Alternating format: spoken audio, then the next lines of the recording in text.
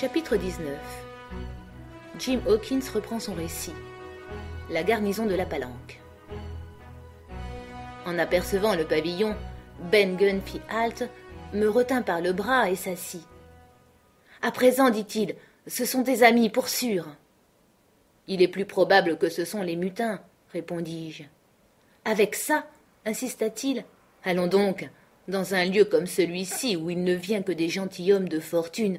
Le pavillon qui se déploierait, Silver, c'est le Jolly Roger. Il n'y a pas de doute là-dessus. Non, ce sont tes amis.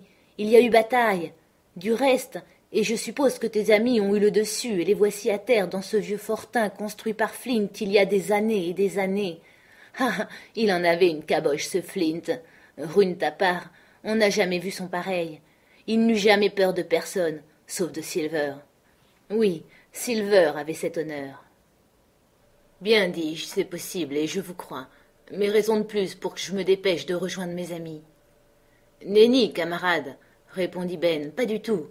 Tu es un bon gars, si je ne m'abuse, mais tu n'es qu'un gamin pour finir. Or Ben Gunn est renseigné. Même pour du rhum, on ne me ferait pas aller là où tu vas. Non, pas pour du rhum. Jusqu'à ce que j'aie vu ton gentilhomme de naissance et reçu sa parole d'honneur.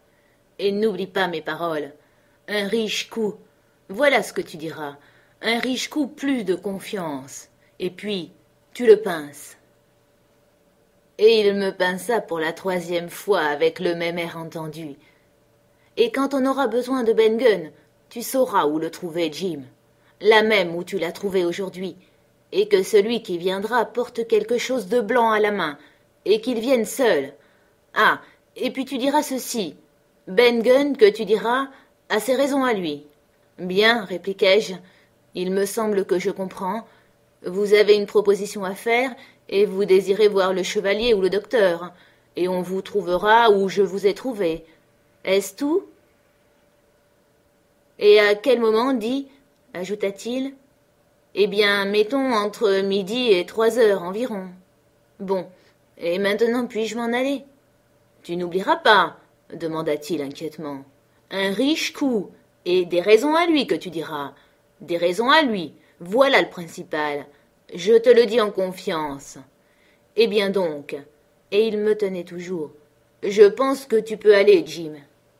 Et puis, Jim, si par hasard tu vois Silver, tu n'iras pas vendre Ben Gunn. On ne te tirera pas les vers du nez. À aucun prix, dis. Et si ces pirates campent à terre, Jim, que diras-tu s'il y a des veuves au matin?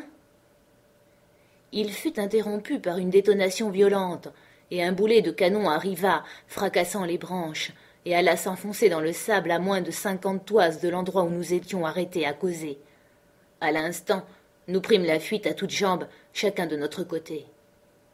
Durant 1 heure, l'île trembla sous les détonations répétées et les boulets ne cessèrent de ravager les bois. Je passai d'une cachette à l'autre, toujours poursuivi, ou du moins je me l'imaginais, par ces terrifiants projectiles.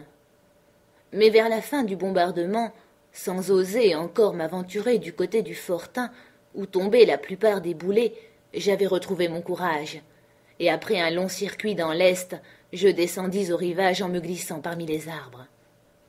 Le soleil venait de se coucher, la brise de mer se levait, agitant les ramures et la surface terne du mouillage. La marée, par ailleurs, était presque basse et découvrait de larges bancs de sable. Le vent, après l'ardeur du jour, me faisait frissonner sous ma vareuse. L'Hispaniola était toujours ancrée à la même place, mais le Jolly Roger se déployait à son mât. Tandis que je la considérais, je vis jaillir un nouvel éclair de feu, une autre détonation réveilla les échos, et un boulet de plus déchira les airs. Ce fut la fin de la canonnade. Je restai quelque temps à écouter le hourvari qui succédait à l'attaque. Sur le rivage voisin de la Palanque, on démolissait quelque chose à coups de hache. Notre infortuné petit canot, comme je l'appris par la suite. Plus loin, vers l'embouchure de la rivière, un grand brasier flamboyait parmi les arbres, et entre ce point et le navire, une yole faisait la navette. Tout en maniant l'aviron, les hommes que j'avais vus s'y renfrogner chantaient comme des enfants. Mais à l'intonation de leur voix, on comprenait qu'ils avaient bu. À la fin, je crus pouvoir regagner la palanque. Je me trouvais assez loin sur la langue de terre basse et sablonneuse qui ferme le mouillage à l'est et se relie dès la mi-marée à l'îlot du Squelette. En me mettant debout, je découvris un peu plus loin sur la langue de terre et s'élevant d'entre les buissons bas une roche isolée, assez haute et d'une blancheur particulière. Je m'avisai que ce devait être la roche blanche à propos de laquelle Ben Gunn m'avait dit que si un jour ou l'autre on avait besoin d'un canot, je saurais où le trouver. Puis, longeant les bois, j'atteignis enfin les derrières de la palanque du côté du rivage, et je fus bientôt chaleureusement accueilli par le parti fidèle. Quand j'eus brièvement conté mon aventure, je pus regarder autour de moi. La maison était faite de troncs de pin non équarris, qui consistaient le toit, les murs et le plancher. Celui-ci dominait par endroits d'un pied à un pied et demi le niveau du sable. Un vestibule précédait la porte, et sous ce vestibule la petite source jaillissait dans une vasque artificielle d'un genre assez insolite. Ce n'était rien moins qu'un grand chaudron de navire en fer, dépourvu de son fond et enterré dans le sable jusqu'à la flottaison, comme disait le capitaine. Il ne restait guère de la maison que la charpente. Toutefois, dans un coin, on voyait une dalle de pierre qui tenait lieu d'âtre et une vieille corbeille de fer rouillée destinée à contenir le feu. Sur les pentes du monticule et dans tout l'intérieur du retranchement, on avait abattu le bois pour construire le fortin, et les sources témoignaient encore de la luxuriance de cette futaie. Après la destruction, presque toute la terre végétale avait été délayée par les pluies ou ensevelie sous la dune. Au seul endroit où le ruisselet se dégorgeait du chaudron, un épais tapis de mousse, quelques fougères et des buissons rampants verdoyaient encore parmi les sables. Entourant la palanque de très près, de trop près pour la défense, disaient mes compagnons, la forêt poussait toujours haute et drue, exclusivement composée de pins du côté de la terre et avec une forte proportion de chênes verts du côté de la mer. L'aigre brise du soir dont j'ai parlé sifflait par toutes les fissures de la rudimentaire construction et saupoudrait le plancher d'une pluie continuelle de sable fin. Il y avait du sable dans nos yeux, du sable entre nos dents, du sable dans notre souper, du sable qui dansait dans la source au fond du chaudron, rappelant tout à fait une soupe d'avoine qui commence à bouillir. Une ouverture carrée dans le toit formait notre cheminée. Elle n'évacuait qu'une faible partie de la fumée, et le reste tournoyait dans la maison, ce qui nous faisait tousser et larmoyer. Ajoutez à cela que Gray, notre nouvelle recrue, avait la tête enveloppée d'un bandage à cause d'une estafilade qu'il avait reçue en échappant aux mutins, et que le cadavre du vieux Redruth, non enterré encore, gisait auprès du mur, roide, sous l'Union Jack. S'il nous eût été permis de rester oisifs, nous serions tombés dans la mélancolie. Mais on n'avait rien à craindre de ce genre avec le capitaine Smollett. Il nous fit tous ranger devant lui et nous distribua en bordée. Le docteur, Gray et moi d'une part, les chevaliers Hunter et Joyce de l'autre. Malgré la fatigue générale, 2 hommes furent envoyés à la corvée de bois à brûler. 2 autres occupés à creuser une fosse pour Redruth. Le docteur fut nommé cuisinier. Je montai la garde à la porte.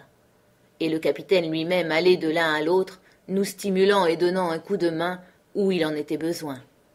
De temps à autre, le docteur venait à la porte pour respirer un peu et reposer ses yeux tout rougis par la fumée, et il ne manquait jamais de m'adresser la parole.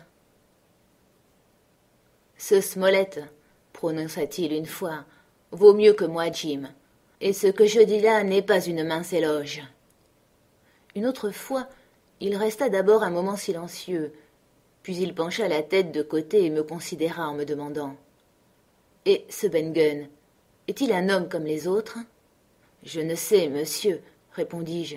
Je ne suis pas sûr qu'il soit sain d'esprit. S'il y a là-dessus le moindre doute, c'est qu'il l'est. Quand on a passé 3 ans à se ronger les ongles sur une île déserte, on ne peut vraiment paraître aussi sain d'esprit que vous et moi. Ce serait contraire à la nature. C'est bien du fromage dont il dit qu'il a envie. »« Oui, monsieur, du fromage. Eh bien, Jim, voyez qu'il est parfois bon d'avoir le goût raffiné. Vous connaissez ma tabatière, n'est-ce pas? Et vous ne m'avez jamais vu priser. La raison en est que je garde dans cette tabatière un morceau de parmesan, un fromage fait en Italie très nutritif. Eh bien, voilà pour Ben Gunn. » Avant de manger notre souper, nous enterrâmes le vieux Tom dans le sable et restâmes autour de lui quelques instants à nous recueillir, tête nue, sous la brise. On avait rentré une bonne provision de bois à brûler, mais le capitaine la jugea insuffisante. À sa vue, il hocha la tête et nous déclara qu'il faudrait s'y remettre demain un peu plus activement. Puis, notre lard mangé, et quand on eut distribué à chacun un bon verre de grog à l'eau-de-vie, les 3 chefs se réunirent dans un coin pour examiner la situation. Ils se trouvaient, paraît-il, fort en peine, car les provisions étaient si basses que la famine devait nous obliger à capituler bien avant l'arrivée des secours. Notre meilleur espoir, conclurent-ils, était de tuer un nombre de flibustiers assez grand pour les décider soit à baisser pavillon, soit à s'enfuir avec l'Hispaniola. De 19 au début, ils étaient déjà réduits à 15. Ils avaient de plus 2 blessés, dont l'un au moins, l'homme atteint à côté du canon, l'était grièvement, si même il vivait encore. Chaque fois qu'une occasion se présenterait de faire feu sur eux, il fallait la saisir, tout en ménageant nos vies avec tout le soin possible. En outre, nous avions 2 puissants alliés, le rhum et le climat. Pour le premier, bien qu'étant à environ un demi-mille des mutins, nous les entendions brailler et chanter jusqu'à une heure avancée de la nuit, et pour le second, le docteur gageait sa perruque que, campés dans le marigot et dépourvus de remède, la moitié d'entre eux seraient sur le flanc avant 8 jours. Et alors, ajouta-t-il, si nous ne sommes pas tous tués auparavant, ils seront bien aises de se remballer sur la goélette, c'est toujours un navire, et ils pourront se remettre à la flibuste. Le premier bâtiment que j'aurais jamais perdu, soupira le capitaine Smollett. J'étais mort de fatigue comme on peut le croire, et lorsque j'allais me coucher, ce qui arriva seulement après encore beaucoup de va-et-vient, je dormis comme une souche. Les autres étaient levés depuis longtemps, avaient déjà déjeuné et augmenté de près de moitié la pile de bois à brûler, quand je fus éveillé par une alerte et un bruit de voix. « Un parlementaire !» entendis-je prononcer. Puis tout aussitôt, avec une exclamation d'étonnement, « Silver en personne !» Je me levai d'un bond et me frottant les yeux, courus à une meurtrière.